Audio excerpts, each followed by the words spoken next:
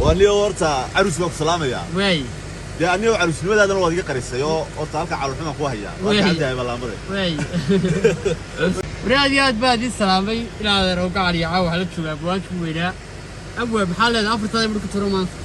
السلام عليكم ورحمة الله وبركاته ورتا بادي السلامة يا مدهان ملك صوت قد وانا سنة أصحاب شرفت له واي نقول نولد تقول يا صاحب كي أركا أيه أبواب كذا عاو أفرط هذا يحبها واحد كلامه مرتمان. وأنا ورتا عروس وقف سلامة يا واي يا أنا وعروس لماذا أنا وادي قريسة يو ورتا هلك على الحين أخوها يا وي. عندها بالله مرة واي فكرتي واي دوشدي iyo khiyaarta sharafta horta kan ka salaamaya واي maansadii aan ugu talagalay iyo heestii aan ugu talagalay jacaylka ayda waan soo waday in laga digdigi ma leeyahay garaysa واي laakiin halkan iyo waxa ku yara duubaya iyo dad xilxin baa jireen adeero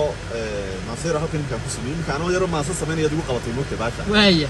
marka dad xilxin baa iska jiro dawal iska taamay maasada u sheegaysa ma garaysa واي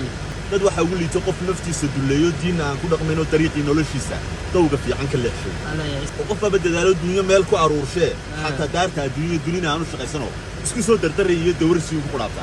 dad noocaas artimiyo inaad arwaalayo baan dhawid baa bari bulshada ay iga soo weerareen ma garanaysa واي dad magacayga ku qorteen oo iga jabsadeen boo halis baan galay marka dadka noocaas ma tiriyo salaam alaykum raxmatullahi wa barakatuh ninka waa la joogo waxa la dhabarkay taawadaniyo ana dhabarkay taawada وانا فور الباح